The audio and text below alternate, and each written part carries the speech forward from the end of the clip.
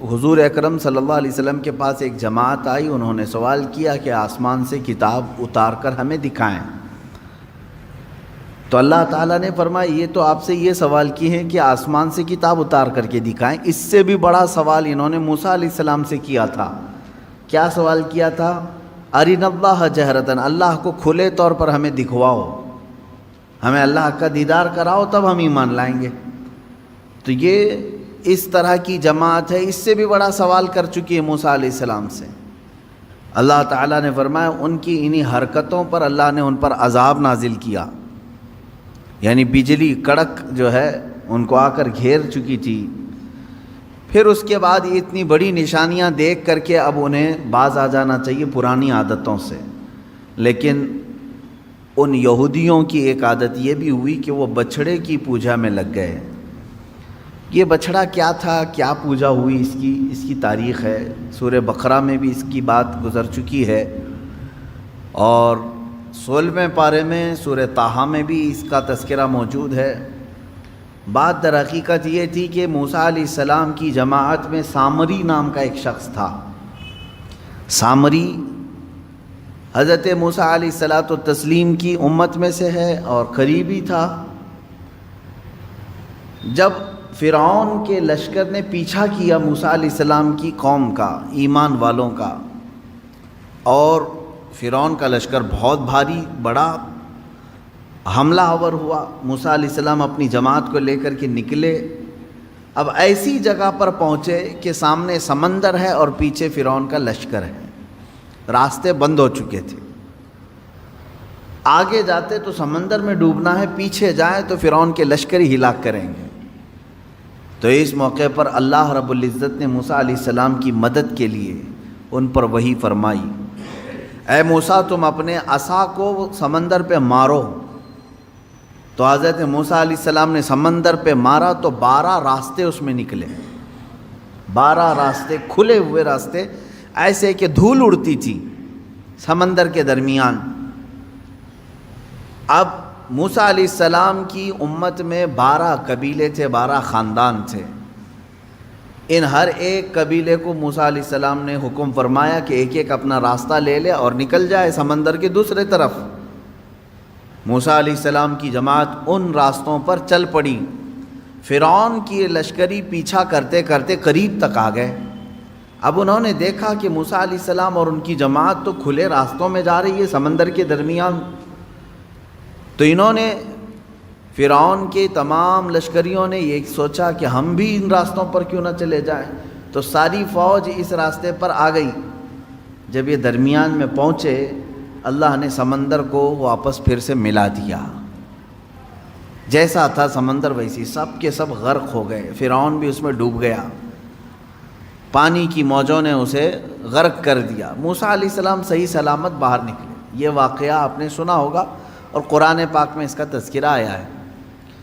اب موسیٰ علیہ السلام جب سمندر کو عبور کر کے دوسری سمت میں آئے تو یہاں اب معاملہ یہ تھا کہ اپنی قوم کو موسیٰ علیہ السلام نے روزہ رکھنے کا حکم دیا۔ یہ عاشورہ کا دن تھا، شکرانے میں انہوں نے روزہ رکھا، عبادت کیا۔ اب اللہ تبارک و تعالیٰ نے آپ کو کوہ طور پر بلایا۔ طور ایک پہاڑ ہے، آج بھی مصر میں سینا ایک علاقہ ہے، اور اتنی لمبی پہاڑیوں کا سلسلہ ہے کہ ختم نہیں ہوتا، تقریباً 100 کلومیٹر تک بھی آپ جائیں تو پہاڑ ہی ہے، بیچ میں کوئی گیپ نہیں ملے گا۔ یہ پہاڑیوں کا سلسلہ ہے، اور انہی میں سے ایک پہاڑ ہے سینا، اس کو طور سینا اس کو کہتے ہیں۔ اس پہاڑی کو مقدس کہا گیا ہے اس لیے کہ اللہ تبارک و تعالیٰ نے وہاں موسیٰ علیہ السلام کو بلایا۔ موسیٰ علیہ السلام اپنی قوم میں اپنے بھائی ہارون علیہ السلام کو نائب بنا کر کے گئے۔ ہارون علیہ السلام طبیعت کے بڑے نرم مزاج تھے، بڑے نرم سے۔ موسیٰ علیہ السلام کا جلال اور ان کے تمام رعب و دبدبے سے لوگ خوف کھاتے تھے، ڈرتے تھے۔ ہارون علیہ السلام کے ساتھ ایسا معاملہ نہیں تھا۔ موسیٰ علیہ السلام جب کوہ طور پر گئے تو 40 دن تک قیام کیا، واپس نہیں آئے اپنی قوم کے پاس۔ 40 دن تک وہیں ٹھہرے رہے، کیونکہ تورات اتر رہی تھی، کوہ طور پر جب آپ گئے تو تورات جو اللہ کی کتاب ہے وہ اتاری جا رہی تھی، 40 دن لگ گئے۔ تو 40 دن جو یہ گیپ ہوا موسیٰ علیہ السلام کا، یہاں ان کی قوم میں کچھ خرابیاں شروع ہو گئیں، کچھ برائیاں شروع ہوئی، کچھ نہیں بلکہ بڑی بھیانک برائیاں۔ سامری نام کا جو شخص جس کے متعلق میں نے کہا، یہ بہت ہی چالاک آدمی تھا، چتر آدمی تھا۔ اس نے سارے لوگوں کے پاس جو سونا چاندی تھا سب جمع کروا لیا، سب نے سونا چاندی جمع کیا۔ کیوں؟ وہ کہہ رہا تھا میں تمہارا خدا سامنے دکھاؤں گا تمہیں۔ ہو سکتا ہے اس زمانے کا وہ ڈھکوسلا پیر ہوگا، جیسے آج بھیجے میں دکھانے والے ہیں، اس وقت وہ میٹل میں دکھا رہا تھا۔ تو اس نے کہا کہ تم سب کے سب سونا اور چاندی لے کر کے آؤ۔ سب لے کر کے آئے، جس کے پاس جتنا سونا چاندی تھا وہ سب لا کر کے جمع کیے۔ اب وہ کافی بڑی تعداد میں ہوا۔ اب سامری نے کیا کیا؟ یہ سونا چاندی سب کا لے کر کے میلٹ کیا، اس کو میلٹ کیا، گرما کر کے پگھلایا، پگھلا کر کے اس سے ایک بچھڑا بنایا، بیل کا بچہ۔ اور بچھڑا جب سونے اور چاندی کے سارے دھاتوں سے مل کر کے بنا تو بڑا خوبصورت بچھڑا تھا۔ واللہ عالم اس کے ذہن میں کیا بات تھی، کیا چل رہا تھا اس کے دماغ میں۔ ہو سکتا ہے اس زمانے کا وہ بہت ہی ذہین و فتین آدمی ہو۔ تو اس نے بچھڑے کو بنانے کے بعد اب کیا کیا، اس بچھڑے میں کچھ ایسی چیز ڈال دی جس سے وہ بچھڑا بولنے کے قابل ہوا۔ سیل نہیں، بیٹری نہیں، یا کمپیوٹر کا زمانہ نہیں، بچھڑا صاف بولتا تھا۔ لوگ اپنی حاجتیں لے کر کے آتے تھے، بچھڑا ان سے بات کرتا تھا۔ اب سامری نے کیا کہا، اس بچھڑے کو بنا کر کے کہا الہنا و الہ موسیٰ، موسیٰ کا خدا بھی یہی ہے اور ہمارا خدا بھی یہی ہے۔ موسیٰ طور پر گئے ہیں، خدا ہمارے پاس آ گیا ہے۔ تو سب کے دماغ میں بات آ گئی۔ اس زمانے میں ظاہر سی بات ہے بچڑا بولے گا تو تعجب ہی کی بات ہوگی، 4000 سال پہلے کی بات کر رہا ہوں۔ آج سے آپ میں سے بڑے حضرات بھی یہاں پر موجود ہوں گے، موبائل کا تصور بھی نہیں رہا ہوگا کہ کوئی ڈبہ ایسا ہوگا چھوٹا سا جس میں سے بات آ سکتی ہے۔ فون کو ہی لے کر کے، وائرلیس فون کو ہی لے کر کے لوگ عجب عجب حرکتیں کرتے تھے۔ ہم موبائل کے بھی زمانے کو ابھی دیکھ رہے ہیں نا۔ اب جو بزرگ حضرات ہیں انہوں نے سوچا بھی نہیں ہوگا کہ موبائل بغیر وائر کے کنیکشن کے ایک جگہ سے دوسری جگہ کیسے بات کرا دے گا۔ بات نہیں، پورے ویڈیو کر کے ایک دوسرے کو دکھا بھی دیتا ہے۔ یہ چند سالوں پہلے نہیں تھا۔ تو ہمارے جو باپ دادا تھے ان کے لیے تو تعجب کا ہی مقام ہوگا نا۔ اب یہ 3000 4000 سال کے عرصے پہلے کی بات کر رہا ہوں۔ اس زمانے میں اگر کوئی بچڑا بولنے لگے، بات کرنے لگے تو کیا تعجب کی بات نہیں؟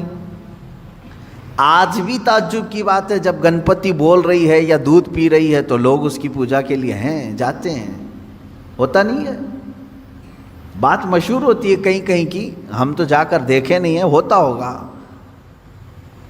ہمیں تو معلوم نہیں ہے۔ لیکن آج بھی اس ترقی یافتہ زمانے میں، بیٹری کا زمانہ ہے، سیل کا زمانہ ہے، الیکٹرانک ساری چیزیں آ گئی ہیں، لیکن اکا دکا خبریں آج بھی کسی گاؤں سے آتی ہیں کہ فلاں بھگوان دودھ پی رہے ہیں یا لڈو کھا رہے ہیں، تو لوگ یقین بھی کرتے ہیں اور اس کی طرف چڑھاوے زیادہ بھی ہوتے ہیں۔ تو اب آپ اندازہ کرو 3000 سال پہلے جب سامری نے بچھڑے کو لائیو بولتا ہوا دکھا دیا تو کیا ان کے عقیدوں کا کیا حال ہوا ہوگا۔ اسی لیے میجورٹی اس میں اس کی عبادت میں لگ گئے۔ بچھڑے کی ایسی محبت رچ بس گئی کہ سجدہ بھی اسے کرنے لگے، مانگنے بھی اس سے لگے، اعتکاف بھی کرنے لگے، نظر و نیاز بھی کرنے لگے، منتیں کرنے لگ گئے بچھڑے کے سامنے۔ یہ 40 دن میں اتنا سب برا حال ہو گیا۔ ایمان والی قوم کا، فرعون کا نہیں، ایمان والی قوم کا یہ حال ہو گیا۔ موسیٰ علیہ السلام 40 دن کے بعد واپس تشریف لائے۔ اچھا، ان دنوں میں آپ کے ذہن میں یہ سوال آ سکتا ہے ہارون علیہ السلام کیا کر رہے تھے؟ کیونکہ موسیٰ علیہ السلام کے بھائی ہیں اور ان کو وہ نائب بنا کر کے بھیجے تھے۔ ہارون علیہ السلام کو جو منع کرنا تھا وہ منع کرتے رہے، لیکن اکثریت جو ہے وہ سامری کے جادو کو دیکھ کر کے اس طرف چل پڑی۔ تو جو لوگ بچ گئے وہ ہارون علیہ السلام کے ساتھ تھے، چند ایمان والے بچے رہے، اور ہر زمانے میں ایمان والوں کی تعداد رہے گی، ایسا نہیں کہ پورے روئے زمین پر ختم ہو جائیں گے۔ موسیٰ علیہ السلام نہیں تھے تب بھی ایمان والے موجود رہے ہارون علیہ السلام کے ساتھ۔ 40 دن کے بعد واپس تشریف لائے موسیٰ علیہ السلام طور سے، دیکھا اپنی قوم کو، یہ کیا ہو گیا، تم لوگوں نے بچڑے کو کیسے معبود بنا لیا؟ اور پھر اس کے بعد سامری کو گرفتار کر کے موسیٰ علیہ السلام لے آئے، تو نے بڑا کھلا شرک کیا، تیرا قتل واجب ہے، اب تجھے مارا جائے گا، لیکن یہ تو بتا اس کو بولنے کے قابل تو نے بنایا کیسے؟ لوگوں کا سونا چاندی سب میلٹ کیا، اب بنایا کیسے تو نے اس کو؟ خیر ہے، آپ دیکھیں سامری اس زمانے میں بچڑے کو بولنے کے قابل تو بنایا، لیکن بچڑے کے بھیجے میں خدا نہیں دکھایا۔ یہ اس زمانے کا کمال ہے۔ وہ جادو جس طرح سے بھی کیا ہوگا، لیکن اس نے کہا یہی خدا ہے۔ اب آپ اندازہ کریں موسیٰ علیہ الصلوۃ والتسلیم نے جب اس سے سوال کیا، اب وہ جواب کیا دیتا ہے؟ بصرت بما لم يبصروا به فقبضت قبضة من اثر الرسول فنبذتها وكذلك سولت لي نفسي۔ یہ 16ویں پارے میں ہے۔ جب ہم سمندر کا راستہ طے کر کے آگے آ رہے تھے، اس وقت معاملہ یہ تھا، موسیٰ علیہ الصلوۃ والتسلیم گھوڑے پر سوار تھے، موسیٰ علیہ السلام گھوڑے پر سوار تھے۔ اب سامری کہتا میں نے ایک چیز ایسی دیکھی جو لوگوں نے نہیں دیکھی، عام لوگ نہیں دیکھ رہے تھے۔ کیا؟ موسیٰ علیہ الصلوۃ والتسلیم کے گھوڑے کے آگے آگے جبرائیل علیہ السلام چل رہے تھے۔ وہ شاید چاہے وہ گھوڑے کی رسی پکڑ کر کے یا باگڈور سنبھالے ہوئے، جبرائیل علیہ السلام چل رہے تھے۔ یہ کہتا ہے سامری مجھے کچھ تو نظر آ رہا تھا کہ کوئی نوری مخلوق آگے چل رہی ہے۔ تو کیا ہوا پھر؟ وہ کہتا ہے کہ میں جبرائیل کے پاؤں کے نیچے کی مٹی اٹھاتا رہا۔ قرآن میں ہے یہ، جہاں جہاں سے وہ چلتے جا رہے تھے ان کے پیروں کے نیچے کی میں مٹی اٹھا رہا تھا۔ فقبضت قبضة من اثر الرسول، اس قاصد، اس فرشتے کے پیروں کے نیچے کی مٹی میں اٹھایا۔ پھر کیا کیا؟ کہا وہی مٹی، اسی مٹی کو لا کر میں نے بچڑے کے منہ میں ڈالا، یہ بولنے لگ گیا۔ اللہ اکبر! یہ قرآن کا فلسفہ ہے میرے عزیزو۔ یہاں سے کئی باتیں ہمیں سمجھ میں آتی۔ یہ کون سا بچڑا تھا جس کا تذکرہ چل رہا ہے یہاں پر؟ وہی بچڑا ہے۔ اب عبادت اتنے سارے لوگوں نے کیوں کیا یہ بھی آپ کو سمجھ میں آ گیا۔ اس زمانے کا وہ بہت بڑا کمال تھا، بہت بڑا۔ اس زمانے میں کمال سمجھتے ہیں، کہہ تو رہا ہوں میں، بھگوان جب دودھ پینے لگے، لڈو کھانے لگے، تو اس زمانے میں کمال سمجھتے ہیں۔ 3000 سال پہلے کیا حال ہوگا؟ اب آپ ہزاروں لوگ اس میں جو گمراہ ہوئے تھے، شرک کیے، حکم ان کے لیے یہ آیا کہ ان سب کو قتل کر دیا جائے۔ سارے لوگوں کو مار دیا گیا، قتل۔ وہ سخت ترین حکم تھا بنی اسرائیل کے لیے، وہ قتل ہو گئے۔ جتنے عبادت کیے تھے بچڑے کی وہ سب ختم ہو گئے۔ اب اندازہ کریں آپ، یہاں سے کئی باتیں اس سے سمجھ میں آتی ہیں۔ سامری کا بھی قتل ہوا، اس کے پیچھے جتنے لوگ چلے تھے ان کا بھی قتل ہوا۔ سب سے پہلی چیز اس واقعے سے ہمیں جو چیزیں ملتی ہیں نکل کر کے، وہ کیا کیا ہیں؟ پہلی چیز تو یہ ہے کہ قوم سے جب رہبر دور ہوتا ہے تو قوم بگڑ جاتی ہے۔ پہلی چیز یہ ہے، اسی لیے کہا گیا کہ زیادہ دیر تک قوم کو خالی نہ چھوڑا جائے۔ اور حضور اکرم صلی اللہ علیہ وسلم کی حدیث بھی ہے، جس قوم کا کوئی امام نہیں، جس کی گردن میں کسی کی بیعت نہیں، تو وہ شیطان کا کھلونا بن جاتا ہے۔ شیطان اسے ادھر کھینچتا ہے، ادھر کھینچتا ہے۔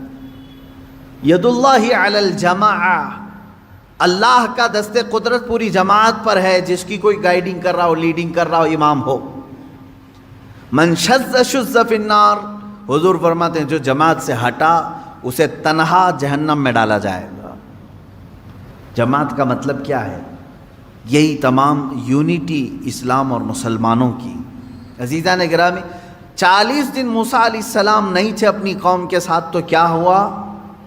سب بچڑے کی پوجا میں لگ گئے۔ اب یہاں اندازہ کریں آپ، برسوں برس جن کے درمیان کوئی شیخ نہ ہو، کوئی عالم بعمل نہ ہو، کوئی ان کی صحیح تربیت کرنے والا نہ ہو، تو پھر کیا ہوگا؟ سب ہوس کے پجاری ہو جائیں گے۔ یہ اور بات ہے کہ اللہ نے بچا رکھا ہے، آج بچڑے کی پوجا تو نہیں کر رہے، لیکن اپنی خواہشات کی پوجا تو کر رہے ہیں آج۔ تقریباً جو مرضی میں آئی اس چیز کو عمل کر لے جانا، یہ پوجا ہی تو ہے۔ ہر خواہش کو پوری کر لینا کہ ابھی ابھی ہم نے سوچا اور یہ ہونا ہی ہے۔ اسی لیے قرآن کہتا ہے ارأیت من اتخذ الہہ ہوا، اے رسول کیا آپ نے دیکھا کچھ وہ لوگ ہیں جو اپنے خواہشوں کو معبود بنائے ہوئے ہیں، اپنے خواہشوں کو خدا بنائے ہوئے ہیں۔ کیسے؟ دیکھیں، خدا وہ ہے جس کی ہر بات مانی جائے گی، ہے نا؟ خدا کی ہر بات ماننا ضروری ہے۔ اگر ایک بھی بات کا انکار کیا خدا کی تو تم بندے نہیں ہو۔ خدا کی ہر بات مانی جاتی ہے جس طرح سے، اس طرح بعض بندے ایسے ہیں جو اپنی طبیعت کی ہر بات ماننے کو تیار ہیں۔ نہ مانو ہر بات اس کی، ہر بات اس کی نہ مانو، اور اس کو تم خدا کا درجہ دو گے تو ہوگا کیا؟ اللہ تبارک و تعالیٰ اپنے رسول سے فرماتا ہے کیا اے حبیب ایسے لوگوں کی آپ سفارش کریں گے جو صرف اپنی خواہشات کی پوجا کر رہے ہوں؟ عزیزان گرامی وقار، جس طرح سے بنی اسرائیل بچھڑے کی پوجا میں لگ گئے، مجھے ایسا لگتا ہے اس دور میں بہت سارے لوگ اپنی خواہشات کی پوجا میں لگ گئے۔ انہیں کسی چیز کی خواہش تھی جس کی وجہ اس کو پورا کرنے کے لیے وہ ہر کام کرنا کے لیے تیار ہے۔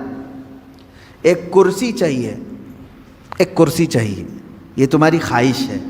اب یہ کرسی کی خواہش تم سے ہر کام کرا لیتی ہے، یہ عبادت نہیں ہے تو اور کیا ہے؟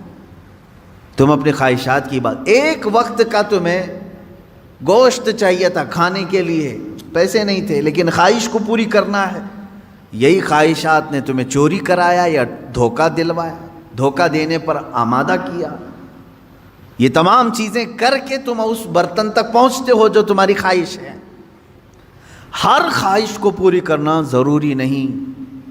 اب ایک بات اس واقعے سے ایک جو سب سے بڑا سبق ملا وہ یہ ہے کہ قوم کے درمیان ان کا رہبر اس کا ہونا ضروری ہے، اور قوم بغیر رہبر اور رہنما کے، بغیر عالم دین کے نہ رہے۔ وہ انبیاء تھے اور علماء نائب انبیاء ہیں۔ ہر جماعت میں، ہر قوم میں، ہر محلے میں ایک عالم کا ہونا ضروری ہے جو ان کی اصلاح کرے، ان کی تربیت کرتا رہے۔ اور ان کو برسوں برس چھوڑے رہو گے تو دلوں میں زنگ لگ جائے گا جو آج ہو رہا ہے۔ دوسری چیز اس واقعے سے یہ بھی پتہ چلتی، یہ ایک تو 40 دن کا گیپ جو اس قوم کو شرک میں لے آیا، دوسرا اس سے جو ملتا ہے کہ قوم ہمیشہ جو ہے چمتکار کو، جو دکھنے والی ہے اس کی طرف بڑھ جاتی ہے، ہمیشہ ہوتا ہے۔ کیونکہ ہارون علیہ السلام تھے جماعت میں تو آپ نے ایسا کچھ دکھایا نہیں، یعنی بولتا ہوا بچڑا، بولتا ہوا کتا دکھایا نہیں، جبکہ وہ بھی نبی ہیں۔ اور سامری نے دکھا دیا تو قوم نے کس کی طرف رخ کیا؟ سامری کی طرف۔ اس سے پتہ یہ چلتا ہے اکثر لوگ جو ہے اس چیز کی طرف اٹریکٹ ہوتے ہیں جو چمک رہی ہے چیز۔ ایسا نہ کرو میرے عزیزو، یہ گمراہی ہے، گمراہی ہے۔ آج کے زمانے میں ہو سکتا ہے تمہیں کوئی ایسا کر کے دکھائے، ایسا کر کے دکھائے، آؤ ہماری عبادت خانے میں ہم تم کو دکھاتے ہیں کہ کیسے ہمارا خدا بولتا ہے، تم نے وہاں دیکھ لیا، پھر یہاں میرے پاس آئے، کہا کہ حضرت وہاں تو خدا بول رہا ہے، مسجد میں تو کبھی آپ نے دکھایا نہیں خدا بول رہا ہے۔ یہ سیم وہی چیز ہے جو بنی اسرائیل کے ساتھ ہوئی. سامری بچڑے کو بلوا کر کے دکھایا تو سب شرک میں مبتلا ہو گئے، اور ہارون علیہ السلام نے کچھ نہیں دکھایا لیکن یہ کہا کہ اللہ ایک ہے، تو چند ایمان والے قائم رہے، باقی ادھر چلے گئے. اے میرے عزیزو، آج کے دور میں اگر کوئی اس طرح تمہارے عقیدے کو خریدے تو کس کی طرف جاؤ گے؟ کس کی طرف جاؤ گے؟